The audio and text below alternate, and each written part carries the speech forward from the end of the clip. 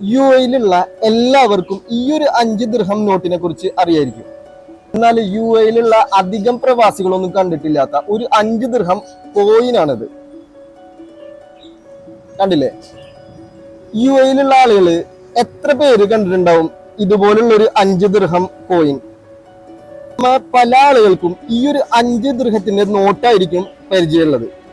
ഈ ഒരു ദിർഹം കോയിനും നമുക്കറിയായിരിക്കും.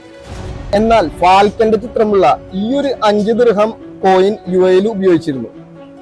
ഫാൽക്കന്റെ ചിത്രമുള്ള ഈ ഒരു 5 ദിർഹം കോയിൻ 1981 ഇഷ്യൂ ചെയ്തത്. ഈ ഒരു കോയിന്റെ മാർക്കറ്റ് വാല്യൂ എത്ര എന്നറിയോ? ഈ ഒരു കോയിന്റെ നമ്മളെ ഇന്ത്യൻ റുപ്പീസ് ഏകദേശം 1200 രൂപ വില ഉണ്ട് ഇതിന്.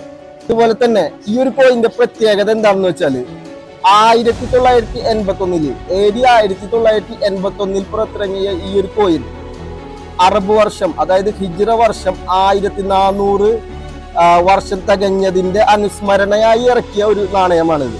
അതുപോലെ തന്നെ യുണൈറ്റഡ് അറബ് എമിറേറ്റ്സിന്റെ ഏറ്റവും ഹയസ്റ്റ് കോയിൻ ഡിനോമിനേഷൻ ഈ ഒരു 5 ദിർഹം കോയിനാണ്.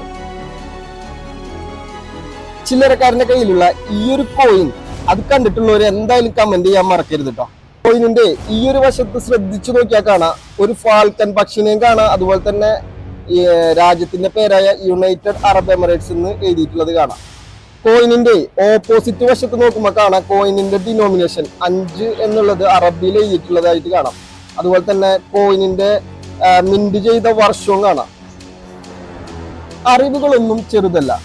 ചില്ലറക്കാരന്റെ ഇതുപോലുള്ള കോയിൻസ് റിലേറ്റഡ് ഇൻഫോർമേറ്റീവ് വീഡിയോസിനായി സബ്സ്ക്രൈബ് ചെയ്യൂ ചില്ലറക്കാരൻ.